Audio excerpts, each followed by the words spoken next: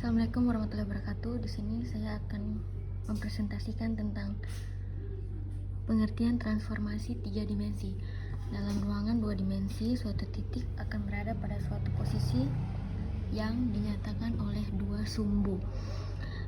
Umumnya kita sebut sebagai sumbu X dan Y.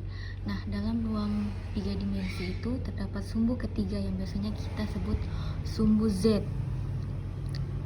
Dan terdapat dua konvensi dalam merepresentasikan suatu titik, yaitu kaidah tangan kanan dan kaidah tangan kiri.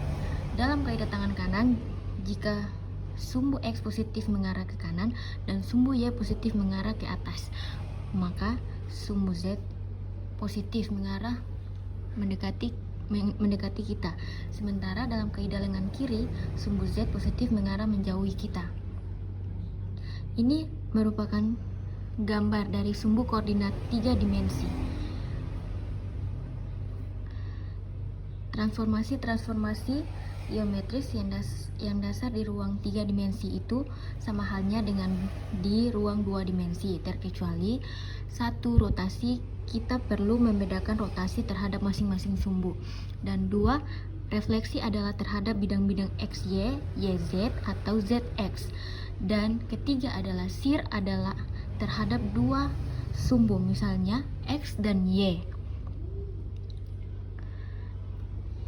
Dengan demikian itu, kita dapat memanfaatkan sistem koordinat homogen untuk suatu titik X, Y, Z dalam ruang 3 dimensi direpresentasikan sebagai matriks kolom X, Y, Z, dan H. Dan setiap transformasi dasar dapat dinyatakan sebagai perkalian matriks pada gambar di bawah ini. Ini merupakan transformasi dasar yang dapat dinyatakan sebagai perkalian matriks. Transformasi translasi 3 dimensi dinyatakan sebagai yang tertulis bawah ini. Nah, di sini tentang operasi dasar transformasi 3D, tentang penskalaan. Elemen matriks transformasi umum yang mempengaruhi lokal scaling adalah elemen diagonal, yaitu elemen A, E, dan I. Sedangkan elemen yang mempengaruhi overall scaling adalah elemen S. Formulasi transformasi untuk global scaling dan local scaling adalah sebagai berikut.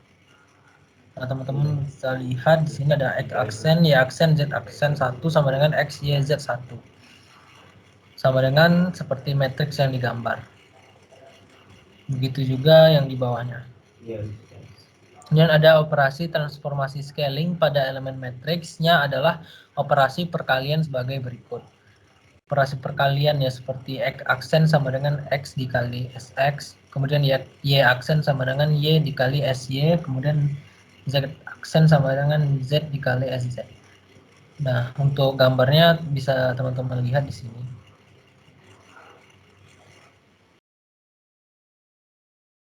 Selanjutnya akan dibahas oleh teman saya.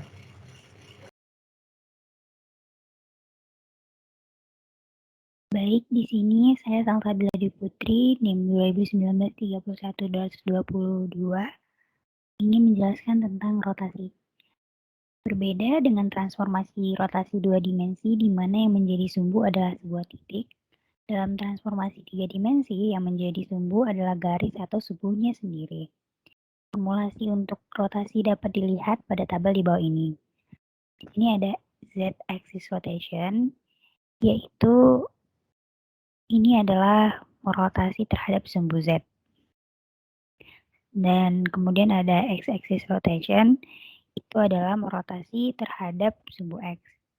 Dan di sini ada Y-axis rotation, itu adalah merotasi terhadap sumbu Y. Dalam rotasi 3 dimensi, perlu diperhatikan bahwa urutan proses rotasi tidaklah komutatif. Gambar berikut mengilustrasikan keadaan ini. Digambarkan bahwa hasil akhir antara urutan proses rotasi pada sumbu X dilanjutkan rotasi sumbu Z tidak sama hasilnya dengan rotasi pada sumbu Z dilanjutkan pada rotasi sumbu X. Nah, di sini ada rotasi sumbu X, lalu lanjut ke rotasi sumbu Z. Jadi ketika objek berada di sini, lalu dirotasikan ke sumbu X, posisinya ke bawah, lalu dirotasikan ke posisi sumbu Z ke samping 90 derajat, itu tidak sama dengan rotasi dari sumbu Z dan dilanjutkan ke sumbu X di bawah ini. Ketika sebuah objek ini dirotasikan ke sumbu Z, lalu dirotasikan ke sumbu X, menghadap ke bawah, itu hasilnya tidak sama dengan rotasi yang di atas. Dan berikutnya adalah rotasi pada sumbu yang paralel dengan sumbu utama. Langkah-langkah yang harus dilalui adalah translasikan objek sedemikian rupa sehingga berimpit dengan salah satu sumbu utama. Nah, di sini ada objek di dekat sumbu X. Lalu di sini ada ditranslasikan hingga berhimpit dengan sumbu X menjadi semakin dekat. Objeknya semakin dekat dengan sumbu X. Lalu gambar ini adalah merotasikan sebanyak theta terhadap sumbu X, lalu setelah dirotasikan, lalu ditranslasikan lagi dengan sumbu X. Objeknya sudah terhimpit dengan sumbu X. Lanjut. Nah, pada sumbu sembarang itu ada 5 langkah. Langkah yang pertama itu translasi. Jadi ketika ada sumbu di sini, itu maka translasinya akan ditranslasikan ke pusat sumbu yang di sini. Rotasi langkah kedua itu adalah rotasi.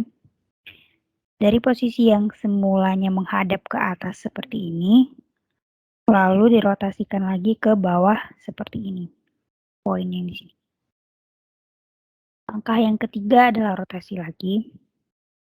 Rotasikan sehingga sejajar dengan sumbu Z.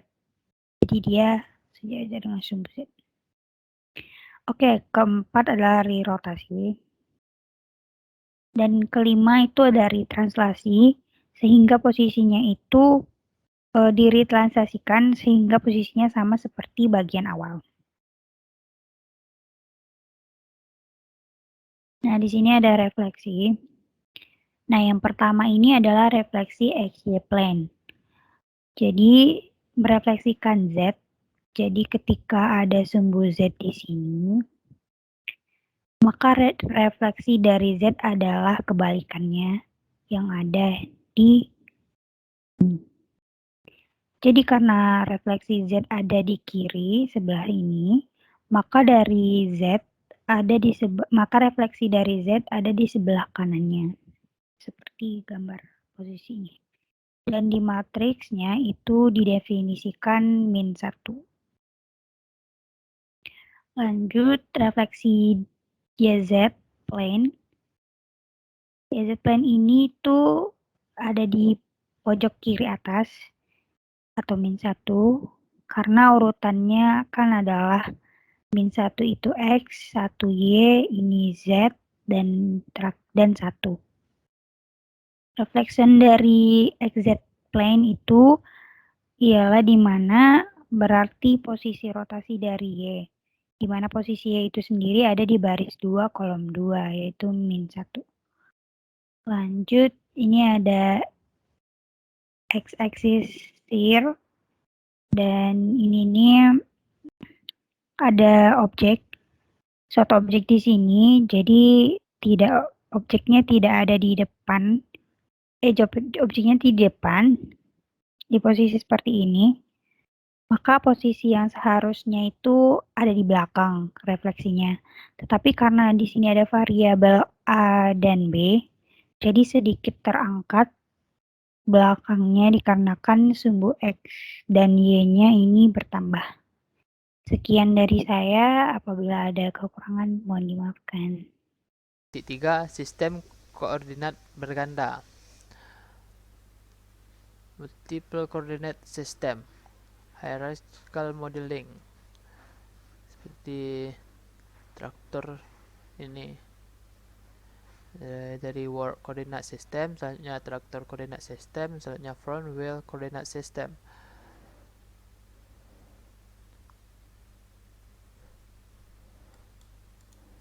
Selanjutnya, transformation of an object description from one coordinate system to another. Set up a translation link the new coordinate origin to the position of the other coordinate origin. Yang kedua, rotation. Third, corresponding coordinate axis. Yang ketiga, scaling transformation. If different scales are used in the two coordinate system. Seperti contoh berikut. Seperti ini.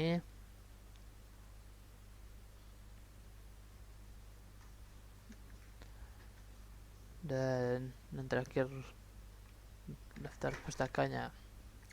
Mungkin itu saja yang bisa saya presentasikan. Jika ada kesalahan atau kekurangan, mohon dimaafkan. Terima kasih.